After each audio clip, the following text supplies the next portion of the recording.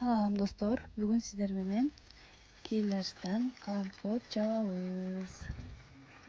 Алгач кийлерсибизди жууп, таза салып растап алабыз.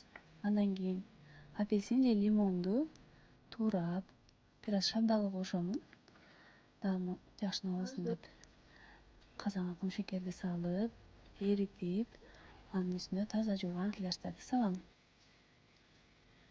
Кийлерстерди салып, анын үстүнө шабдалын салып, бул бир аз компоттун новый жолу достор.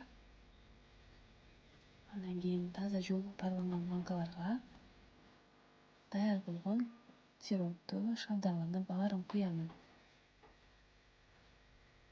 Баарын куюп бүткөн соң